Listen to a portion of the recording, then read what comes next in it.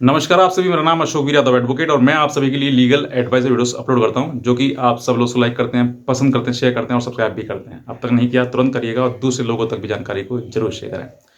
आज मैं आपको, जैसे आपने थंबनेल में देख लिया होगा कि पत्नी जो है वो घर जाकर बैठ गई है और अब मुकदमे करने की आपके ऊपर धमकी दे रही है। इनमें से कुछ मुख्य जो मुकदमा है वो सबसे पहले जो होता है वो सेक्शन 498A का है।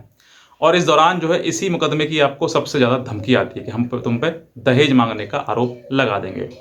एक हमारे सब्सक्राइबर हैं जिनके ऊपर इस तरीके का इल्ज़ाम लगाया गया कि आप हमसे दहेज मांगते हैं, तुम हमारे।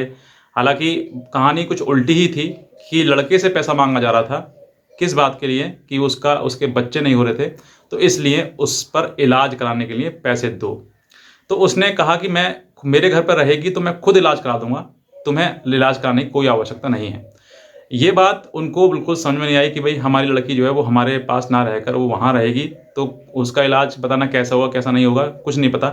लेकिन हमारे पास रहेगी और वो पैसा देगा हमको, तो हम उसका इलाज कराएंगे। अब उस पैसे का उद्देश्य हो सकता है कि इलाज कराना हो सकता है कि पैसा आपने पति ने एक 1,000 दिया, उसका 10 रुपये लगा दिया, बाकी रख लिया। कुछ भी हो सकता है उस उद्देश्य।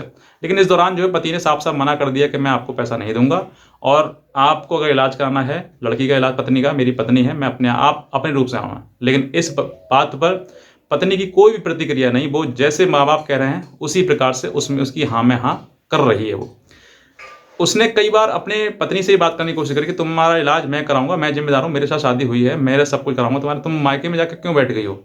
तो वो कह रही है कि पापा जैसे कहेंगे वैसा होगा। और अब जो है, अगर पापा कह रहे हैं कि हम तुम पर दहेज का केस करेंगे, तो फिर देखो मैं इसमें जिम्मेदार नहीं होंगी। और कल को अगर मुझे तुम कहोगे कि तुमने कर दिया, तो मैं नहीं, पापा ही मुझसे कहेंगे, तो पापा मुझे करना पड़ेगा। पत्नी की ये वर्डिंग थी। तो इसलिए सेक्शन 498A का अब इनको बहुत ज़्यादा धमकी आ रही थी कि हम कर देंगे। तो इन्होंने कहीं ना कहीं सॉल्यूशन ढूंढा और मुझे कॉल किया कि सर मेरे पास ये प्रॉब्लम है, मुझे इसका सॉल्यूशन दीजिए। तो मैंने सोचा कि आप एक हैं, मैं एक को सॉल्यूशन दूंगा, बेहतर है कि आप 1,00,000 लोगों को मैं आपको सॉल्यूशन दूं, ताकि आप भी समझ सकें कि इस तरीके की चीज़ें आपके भी जीवन में आती होंगी या आ चुकी होंगी पहले, या आने वाली हैं। कुछ भी हो सकता है, क्योंकि शादी आपने करी है तो 498A का जो प्रसाद है ना आपको, वो कभी भी मिल सकता है। इसका कोई भी, आप कुछ लोग ये भी मन में भ्रांति रखते हैं कि सर हमारे 4 साल हो गए, 3 साल हो गए, 10 साल हो गए शादी को, क्या अब भी हो सकता है? ये क्राइम है। और क्राइम कभी भी कहीं पर भी किसी समय भी आपके साथ में लग सकता है। तो ये चीज़ें आपको समझनी है। बहरहाल बात करते हैं कि अगर आपकी पत्नी जो है आपके ससुराल से, आपके घर से जाकर अपने मायके में जाकर बैठ गई है और वहाँ पर इस तरीके के मुकदमे करने की धमकी दे रही है, तो आपको किन किन चीज़ों का विशेष रूप से ध्यान रखना चाहिए और क्या करना चाहिए, ध्यान सुनिएगा। सबसे पहले, अगर आपकी पत्नी मुकदमा करने की धमकी दे रही है, तो आप इसको बिल्कुल भी लाइटली ना लें। क्योंकि पत्नी ने अगर मुकदमा करने की धमकी दे दी, तो उसके मन में कहीं ना कहीं बात चल रही है कि आज ना तो कल, कल ना तो 1 हफ्ते बाद, महीने बाद आपके ऊपर दहेज का मुकदमा आ जाएगा। क्योंकि जो इंसान के मन में चल रहा है वही आपको धमकी देगा। तो वही चीज़ें हैं, अगर आपके पास में इस तरह की आ रही हैं, धमकियाँ आ रही हैं कि हम आपके ऊपर दहेज का मुकदमा कर देंगे, तो इस बात को लाइटली ना लें। दूसरी बात, अब बचना कैसे इस चीज़ के लिए? क्योंकि दहेज का हो या कोई और भी केस हो, कुछ भी पत्नी आपकी कर सकती है, तो उस चीज़ के लिए बचना कैसे है? सबसे पहले आपके लिए भरसक प्रयास करना है। जितना भरपूर प्रयास आप कर सकते हैं उतना प्रयास करें कि अपनी पत्नी को लाने का। सबसे पहले अपने गांव के लोग, अपने अड़ोस पड़ोस के लोग जो उनसे कहो कि हम इस तरह की धमकियां हमारे पास आ रही हैं, आप इसका कोई समाधान करें। कोई आपके आसपास में कोई मतलब कोई सामाजिक व्यक्ति हो जो वाकई आपसे जुड़ा हो और आप के बीच में कहीं ना कहीं सुलह समझौता करा दे, तो वो चीज़ें, उन चीज़ों को आप उसमें लेकर आइए, ताकि भविष्य में जब ये केसेस होंगे तो भी आप उनके पास जाओगे, भाई हमारी वो पत्नी ने ऐसा कर दिया है, तो भी आप उनके कहीं ना कहीं ये बात कहोगे, तो फिर वो कहेंगे पहले कहते हमसे तो हम पहले करा देते आपका। तो आप भरसक प्रयास करें और आप अपने जितने भी रिश्तेदार हैं, जो बिचौलिया है शादी कराइए, उससे भी कहें साहब इस तरह की धमकी आ रही है, हमारी तो कोई गलती है नहीं। तो वो सब चीज़ें आप पूरा जितना प्रयास कर सकते हैं, जितना सामाजिक रूप से या फिर किसी नेता के रूप से या रिश्तेदारों के रूप से किसी तरीके से आप प्रयास कर सकते हैं, तो वो प्रयास आप करें। अगर उस प्रयास में आप विफल हो जाते हैं, मतलब सफल नहीं हो पाते हैं, तो फिर आपके पास रास्ता है कि आप इसकी हर एक कॉल रिकॉर्डिंग, जब भी आप बात करें और वो धमकी दे आपको, तो आप उसके सामने गिड़गिड़ाएं, बोलें कि मैं आपको इस तरीके से नहीं, मैं आपको रखना चाहता हूँ और मेरे साथ में रहें आप। जो भी मतलब जो भी आपके खर्चे हैं या जो भी आपकी ज़रूरत है मैं आपकी पूरा करूँगा, हर प्रकार से आपको सुखी रखूँगा।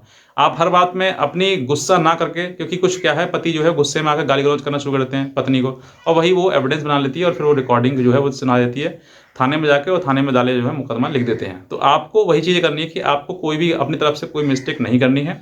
दूसरा, आप अपने आप को बचाते समय कॉल रिकॉर्डिंग ज़रूर करें, क्योंकि कॉल रिकॉर्डिंग में जो है वो आपके प्रति जो हो रहा है, पत्नी कर रही है या फिर पत्नी के परिवार वाले कर रहे हैं, वो सब कुछ उसमें रिकॉर्ड हो जाएगा।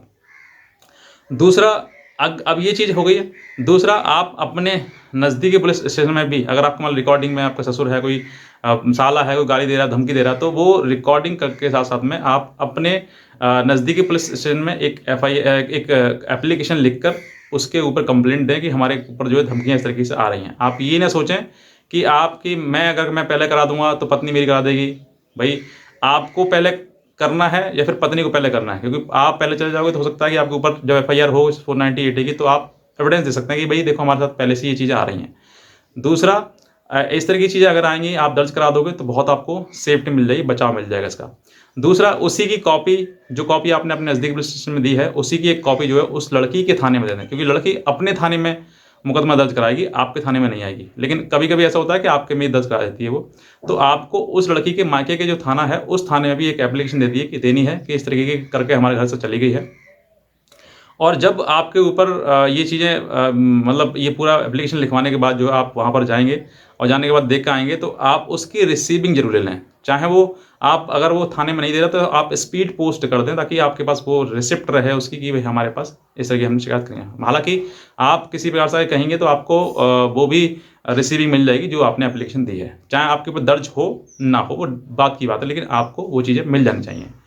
दूसरा, अब ये मान लीजिए एक फर्स्ट ऑप्शन हो गया। सेकंड ऑप्शन कि अगर आपके जाएँ तो आपके घर से अगर वो कुछ पैसा, रुपया या फिर कुछ और ज़ेवरात वगैरह लेके गई है, तो उनकी भी आप एक शिकायत करवाएँ, उसकी भी आप एक एफआईआर दर्ज करवाएँ। अगर आप थाने से नहीं होती है तो आप सीधे कोर्ट से भी करवाएँ। बड़े अधिकारियों के पास जाएँ, उनसे भी कहें साहब इस तरीके से हमारे साथ हुई हैं। तो आप उसको भी आपको दर्ज कराना ज़रूरी है। क्योंकि बाद में आपके ऊपर मुकदमे आएँगे, तब भी आप कराओगे, तो पहले से करा दो, क्योंकि जब किसी ने आपको एक धमकी दे दी कि ये करना है, तो हो सकता है कि आपके मन में चल रहा है, वो आज ना तो कल आपके खिलाफ जो है वो कर देगा। तो आपको ये रूप से इस तरीके से करना है, क्योंकि अगर कहीं न कहीं आपके साथ में गलत हुआ है, तो आप भी उसका एक्शन लें। आप दबे ना, आप ये ना सोचें मेरी पत्नी है, जब पत्नी ने नहीं सोचा कि मेरा पति है, तो फिर आप क्यों? बहरहाल इस बात पे थोड़ा विचार करिएगा, और अगर हमारे लीगल एडवाइज़र आप हमसे लेना चाहते हैं, तो आप हमारे दिए हुए नंबर पर हमें संपर्क भी कर सकते हैं। आज का वीडियो देखने के लिए आपसे बहुत धन्यवाद।